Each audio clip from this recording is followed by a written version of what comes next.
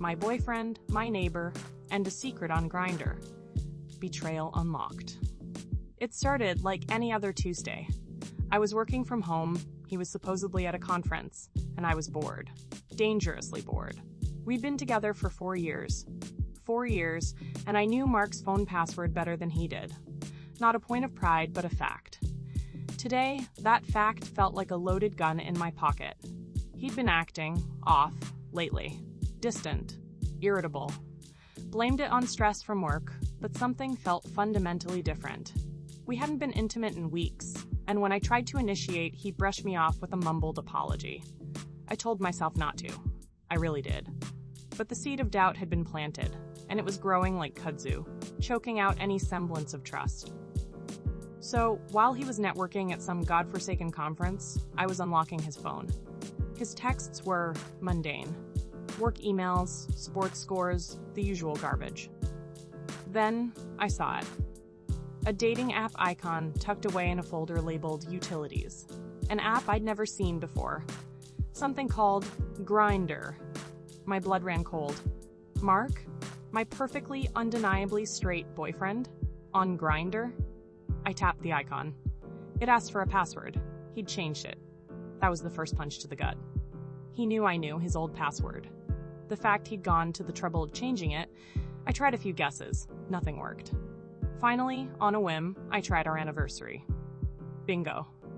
The app opened. A cascade of shirtless torsos and suggestive profiles filled the screen. My stomach churned. I navigated to his messages. There were only a few, but one name kept popping up, Jake D69. I tapped the name. The messages were explicit, graphic.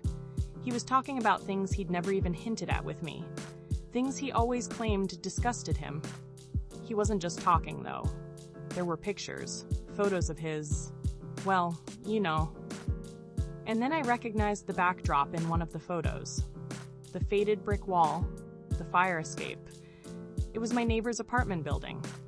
Jake. Jake, the super friendly, perpetually single guy who always offered to help us with groceries. Jake, who knew Mark worked late most Tuesdays. The messages spanned several weeks. The most recent exchange was from last night. They were planning to meet up again. Not just head this time, Mark had written. My world tilted on its axis. I felt like I was going to throw up. Betrayal clawed at my throat, thick and bitter. I screenshot everything, feeling like a detective gathering evidence. I sent a message to Jake D69. Who is this? The response came almost instantly. Mark. Who's this? His girlfriend. Silence. Then, a string of panicked emojis. I called Jake. He picked up on the second ring. Look, he said, his voice tight with anxiety. I'm so sorry. This is complicated. He confessed that he and Mark had hooked up once, a few months before Mark and I even started dating. Just a one-time thing, he insisted. Oral sex, quick and awkward. Mark had seemed really uncomfortable afterward. Swore it would never happen again. But then, a few weeks ago, Mark had reached out again. He said he'd been thinking about it, that he was curious. Jake had been hesitant, but Mark was persistent. The sexting had escalated quickly, culminating in plans for a more involved encounter. An encounter I had unknowingly prevented by deciding to work from home that day. I hung up, numb. I needed to confront Mark, but I needed time to process. I spent the rest of the day in a daze, replaying the messages, the photos, Jake's panicked confession in my head. Mark came home late, reeking of cheap conference coffee and forced enthusiasm. He tried to kiss me, but I flinched away. What's wrong? He asked, his brow furrowed. I held up his phone. Explain this. The color drained from his face. He didn't say anything for a long minute, just stared at the screen, his eyes wide with fear. I can explain, he stammered finally. I'm listening.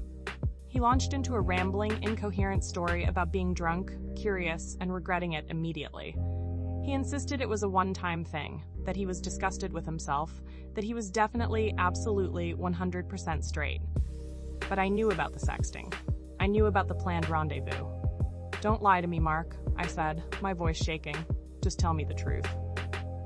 He broke down then, tears streaming down his face.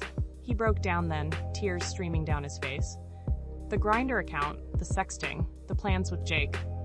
He swore he loved me, that he didn't understand what was happening, that he was confused.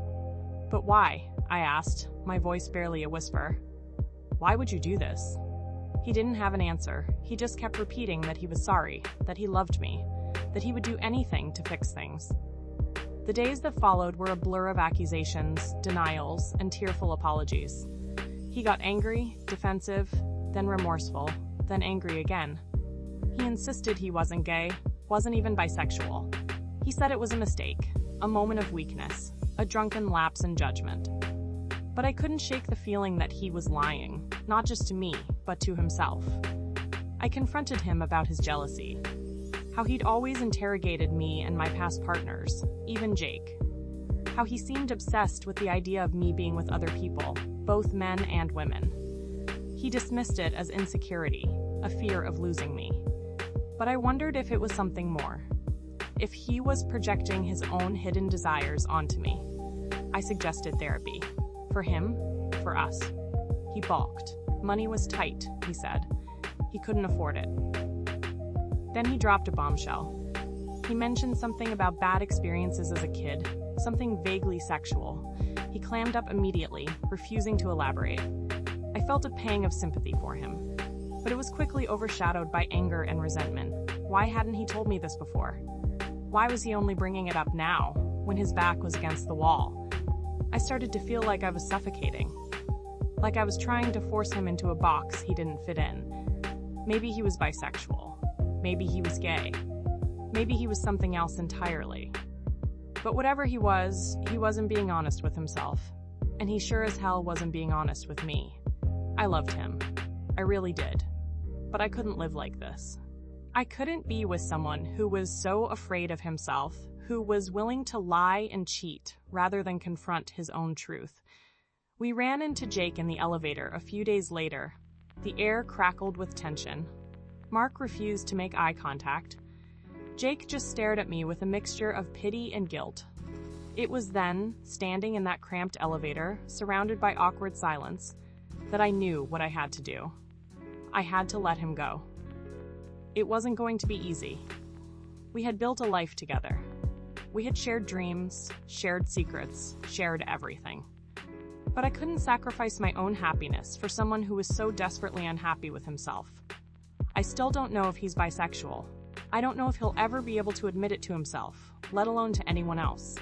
All I know is that I deserve to be with someone who is honest, open, and willing to face their own demons. And he wasn't that person. Not anymore. The love I felt wasn't enough to overcome the lack of trust.